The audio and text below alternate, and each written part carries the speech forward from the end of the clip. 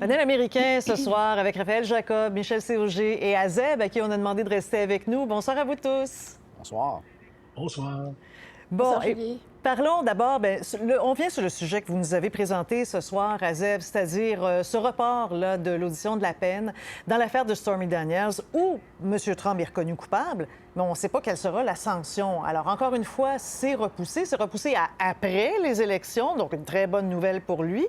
Michel, on a l'impression qu'on parle de justice et de M. Trump, il arrive toujours à se faufiler. Oui, mais là, il y a un jugement de la Cour suprême qui est interprété par les juges de première instance qui dit qu'un président jouit d'une certaine immunité. Et là, il faut savoir comment on définit l'immunité et tout ça, mais les juges se sentent très mal de dire « je vais intervenir à ce moment-ci avant l'élection présidentielle ». Un des juges, le juge Merchan, a dit exactement ça. Je ne veux pas faire cette décision-là avant le jour de l'élection. Alors, oui, effectivement, M. Trump s'en tire souvent. Il se plaint souvent aussi des juges, on l'a entendu tout à l'heure. C'est comme ça depuis maintenant quelque chose comme 2 ans. Hein? Oui, mais est-ce que c'est clair, cette affaire de la décision de la Cour suprême là, de dire qu'il y a une immunité pour les présidents, mais de savoir qu'est-ce qui relève du président, qu'est-ce qui relève de l'homme? Raphaël...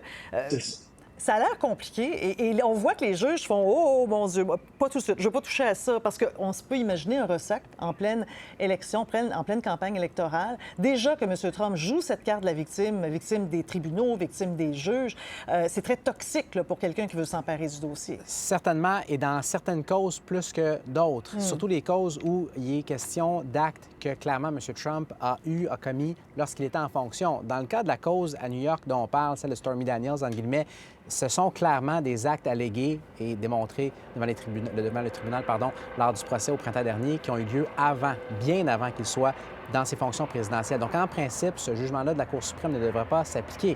Mais au final, Julie, on regarde le portrait d'ensemble, on avait 4 causes criminelles contre M. Trump qui pesaient au début de cette cour-ci. On avait les 2 causes fédérales, celle des documents confidentiels laissés à Mar-a-Lago, sa résidence, bien sûr, personnelle de Floride, celle de ses tentatives répétées de renverser les résultats électoraux. On avait la cause en Georgie et celle à New York. Dans tous les cas, soit le procès a été reporté ou dans le cas de la cause Stormy Daniels, la décision pour ce qui est de la sentence a été reportée après l'élection. Donc, il n'y en a aucune qui va avoir eu une incidence majeure sur ce qui est de l'élection générale. Et dans la mesure où on va avoir eu un impact, ça va avoir été prononcé, ça va avoir été beaucoup plus tôt, au tout début des primaires républicaines, lorsque M. Trump avait été inculpé la première fois, encore une fois à New York, et que ça l'avait aidé pour ce qui est de coaliser le vote républicain derrière lui. Pour le reste, l'idée selon laquelle, et on l'a tellement entendu en 2022, 2023, 2024, que c'est démêlé avec la justice allait finir par le couler politiquement. Si ça se produit, ça ne se produira pas avant l'élection. C'est la moindre des choses qu'on peut dire. Et là, Azeb, on peut se poser la question, genre, si ces causes-là avancent, disons qu'il remporte la campagne et qu'il devient un nouveau président, jusqu'à quel point ces causes-là peuvent encore l'atteindre? Lui, il va jouer la carte de la Cour suprême, la carte de l'immunité, en disant, vous ne pouvez plus aller de l'avant, là. Ben voilà, toutes les spéculations sont bonnes, Julie. Est-ce qu'il va s'autogracier aussi? On est vraiment dans un terrain vraiment inédit, inconnu. Mais il faut dire que l'affaire Stormy Daniels, ça aurait été la première peine prononcée avant les élections présidentielles. Et là, il y avait toutes sortes de spéculations. Est-ce qu'il va aller en prison?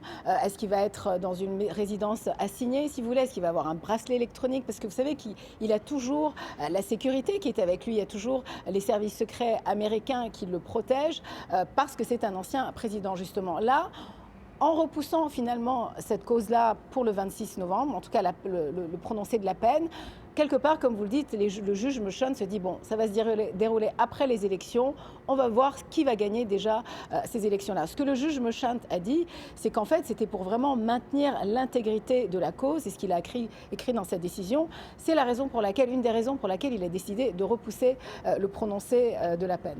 Alors aujourd'hui, il s'est exprimé, M. Trump. On avait joué un extrait un petit peu plus tôt. On va écouter maintenant un autre extrait où lui dit « Ah, je suis en avance ». On va l'écouter. This is a disgraceful case, and disgraceful in particular because it's about a former president of the United States who is now leading in the polls to be the president again. Bon, alors il dit qu'il mène dans les sondages, mais regardons-les sondages de la semaine, justement. Il y en a un qui a été publié hier, qui est un sondage national. On va le mettre en ondes, justement, où on voit que, selon ces pointages-là, Mme Harris est à 49 %, donc en avance, pas de beaucoup, mais en avance sur Donald Trump, qui est à 47 %. Et quand on regarde l'autre sondage, celui qui a vraiment marqué la semaine, c'est celui des États clés, publié par CNN mardi dernier. C'est du coude à coude. Parfois, c'est Trump qui est un peu en avance, parfois, c'est Mme Harris. Dans bien des cas, ils sont au coude à coude. Michel, est-ce que M. Trump peut vraiment prétendre qu'il est, comme il le dit en anglais, leading, là? C'est pas clair comme ça. D'abord, ce ne sera pas la première fois qu'il beurre la toast de son côté, là, cela dit. Mais on va noter une chose. C'est pas une grosse avance de Mme Harris. C'est 2 points dans la meilleure des hypothèses. Mme Clinton avait gagné l'élection de 1996 au vote populaire par 3 millions de voix, à peu près 2 %.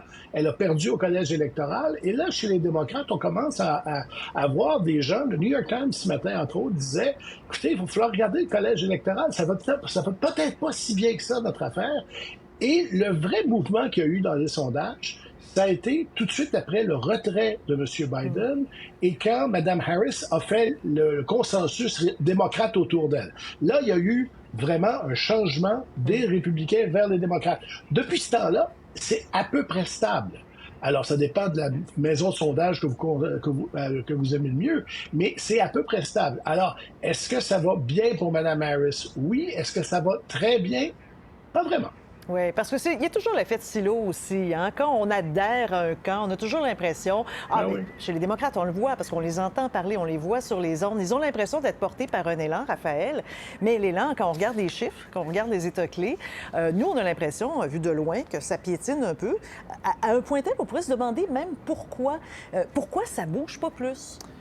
Il y a plusieurs éléments là-dedans. Peut-être rebondir d'abord avant tout sur ce que Michel a mentionné pour ce qui est du surplace dans lequel on est. C'est absolument clé de l'illustrer avec ce qui s'est passé pendant la semaine de la Convention. Parce que qu'est-ce qu'on a martelé et qu'on a répété pendant 4 jours, presque sans relâche, à quel point la Convention était fructueuse, à quel point c'était un vent qui allait souffler derrière Mme Harris, dans le dos de Mme Harris, qu'elle allait la porter davantage. Au final, ça a eu à peu près aucun impact. Il faut faire attention. C'est sûr que presque en même temps, on a eu aussi le retrait de Robert Kennedy Jr., son appui à M. Trump. Donc, c'est possible que s'il y a un impact positif de la Convention démocrate pour ce qui est des intentions de vote pour Mme Harris, ça a été, entre guillemets, compensé du côté de M. Trump par l'appui de M. Kennedy. Mais au final, l'impact net de la Convention démocrate semble avoir été à peu près nul. Ça, c'est une chose. La deuxième, c'est qu'effectivement, on fait du surplace, comme on en a fait, soit dit en passant, pendant à peu près les 6 premiers mois de l'année entre M. Biden et M. Trump.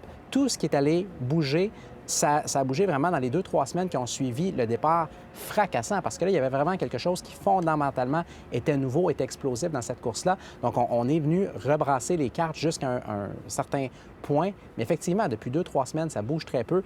La prochaine, et on verra peut-être la dernière réelle occasion majeure dans cette course-ci de recalibrer encore une fois les choses, ça va être lors du débat de mardi prochain. Parce qu'aux dernières nouvelles, Julie, c'est le seul qui est prévu pour l'instant entre les 2 candidats présidentiels. Et parce qu'encore une fois, on n'aura pas de peine potentiellement de prison qui va être prononcée contre M. Trump d'ici à l'élection. Vous regardez le calendrier, à part des impondérables qu'on ne peut pas voir venir à l'avance, il n'y a rien d'autre de majeur à l'horizon.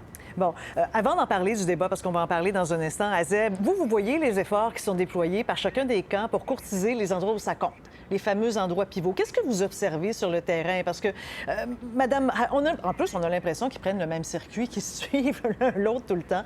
Vos observations là-dessus? Écoutez, là, je suis à Erie, en Pennsylvanie. Donc, c'est un État, ils appellent ça un comté boomerang, si vous voulez. Ils ont voté Trump en 2016, Biden en 2020. 2024, c'est la grande question. Donc, les stratégies qui ont été employées par les démocrates. Hier, par exemple, on a vu son colistier, le colistier de Kamala Harris, Tim Walz, venir faire un rassemblement.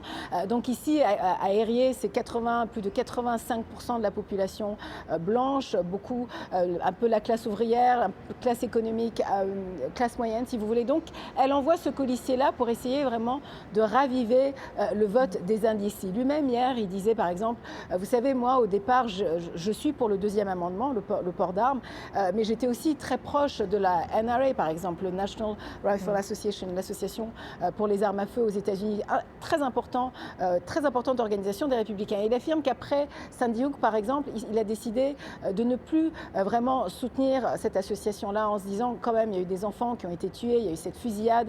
Et donc, il essaye vraiment de raviver le vote des indécis. Et je peux vous dire qu'ici, à Erie, on ne sait pas du tout comment ça va aller. On a parlé à autant de partisans de Donald Trump que de partisans de Kamala Harris. Donc, ça demeure encore très serré. Donc, c'est pas gagné ni pour Donald Trump ni pour Kamala Harris. On se demande si cette espèce d'aveu qu'il a fait dans un podcast, là, un balado, peut être une stratégie pour peut-être régler quelque chose. Vous savez, il n'a jamais voulu reconnaître sa défaite en 2020. Mais dans un podcast qui a été présenté cette semaine, il parle des élections de 2020 où il semble évoquer que oui, j'ai peut-être perdu d'un cheveu. Petit extrait, je vais vous faire commenter après. I was told if I got 63 million, which is what I got the first time, you would win. You can't not win. And I got millions of more votes than that, and lost by a whisker. Raphaël, ça vous dit quoi quand vous l'entendez? Est-ce que c'est vraiment un aveu d'abord? Parce que j'ai entendu des gens dire, ben oui, c'est un aveu, puis il va essayer d'aller chercher plus de votes comme ça, des gens qui sont mal à l'aise avec sa version de l'histoire. Il y en a d'autres qui sont fâchés, qui disent c'est un aveu, alors que nous, on s'est battu pour lui le 6 janvier. Mais est-ce que c'est un aveu? C'est seulement un aveu quand on ne l'écoute pas dans le contexte beaucoup plus large de l'intégralité de la balado-diffusion. Pour l'avoir écouté intégralement, dans un contexte beaucoup plus large, on est très, très loin des aveux. En fait, à un moment clé de l'entrevue, l'intervieweur lui demande, et je paraphrase là, il lui demande pour un électeur indépendant, un électeur plus modéré, plus indécis comme peut-être moi-même, qu'est-ce que vous avez à dire justement pour tout l'espèce d'effet, pardonnez-moi l'expression populaire, le d'écœurement de vos fausses allégations d'élections truquées, d'élections volées, etc. Et que fait Donald Trump, encore une fois, dans la même entrevue? Il recommence, encore une fois, à fond la caisse pour ce qui est de ces allégations de fraude, qu'il a été victime d'un vaste stratagème, etc. Autrement dit, on repassera pour ce qui est d'aveu et on repassera également pour ce qui est d'essayer de ratisser plus large. Un des obstacles fondamentaux de la campagne Trump depuis le tout début, c'est la quasi-volonté, semble-t-il, là, du principal intéressé de tout faire pour ne pas aller chercher les électeurs davantage au centre et s'adresser encore et encore à sa base. Et un petit point très, très bref, additionnel que je me permets de mentionner sur le sondage Emerson. Michel et moi, on parlait de sondage tantôt. Il y a un aspect qui est peut-être encourageant pour Mme Harris. Dans le même sondage, lorsqu'on demande aux indécis, c'est un pourcentage qui est très petit, mais qui est critique, on le sait, 3, 4, 5, 6, 7 d'électeurs américains. Si vous aviez aujourd'hui à choisir, vous étiez forcé à trancher entre M. Trump et Mme Harris, qu'est-ce que vous feriez? Par un ratio d'à peu près 3 contre 1, on opterait pour Mme Harris. Donc, je ne vous dis pas que c'est solide, c'est volatile, mais ça mérite quand même aussi d'être mentionné. Bon, alors maintenant, dans ce contexte-là, Michel, je veux vous entendre. Les défis de Mme Harris pour le débat, parce que M. Trump, on le connaît. C'est elle qui est un peu encore l'inconnue. C'est présenté une première fois là, lors de la convention. Il y a eu cette entrevue en terrain. Écoutez, c'était pas des questions très, très difficiles. C'était pas très, très embêtant pour elle. Mais là, elle affronte Donald Trump. Alors, parlez-moi de ces défis. Le défi, d'abord, c'est de parler, parce que Donald Trump va lui couper la parole à toutes les 5 secondes s'il est capable. Ça, c'est évident.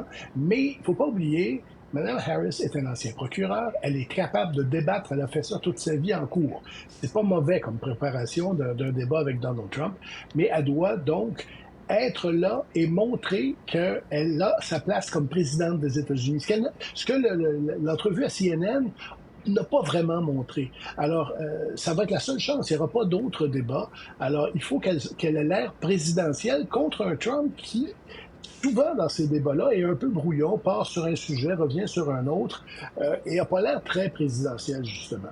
Alors, ça, c'est ce qu'elle doit faire. Elle doit montrer qu'elle a l'étoffe d'être un président, comme on dit aux États-Unis, the right stuff. Et le fait d'être une femme contre Trump, est-ce que vous voyez un enjeu là-dedans? Est-ce qu'il y a des périls particuliers parce qu'elle est une femme? Il y a surtout un péril pour M. Trump. Oui. d'être condescendant et et de s'aliéner l'électorat féminin. C'est le grand danger. L'autre grand danger pour M. Trump, c'est de tout simplement être brouillon, comme il l'est depuis des semaines.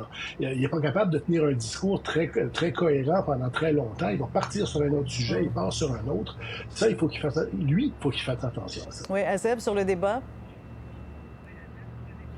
Écoutez, on va voir ce qui va rôder autour d'elle comme il avait fait pour Hillary Clinton.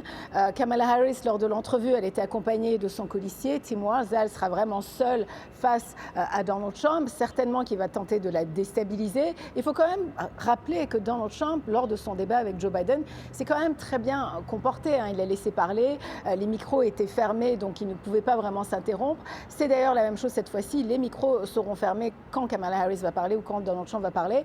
Donc c'est à peu près les mêmes règles là à ABC. Et Donald Trump, il faut le dire, c'était quand même assez bien comporté par rapport aux autres débats, si vous voulez. Donc le débat va être, comme l'a dit Raphaël, ça va être vraiment un élément extrêmement important pour ces élections. Et vous serez tous de l'émission spéciale sur nos ondes d'ailleurs lorsqu'on va suivre ce débat-là. Alors c'est une sorte de petit réchauffement ce soir. Merci beaucoup. Bonne fin de semaine à vous trois. Bonne fin de semaine. Au revoir. Merci Julie. Pour voir nos émissions en entier, rendez-vous sur la chaîne Ici RDI.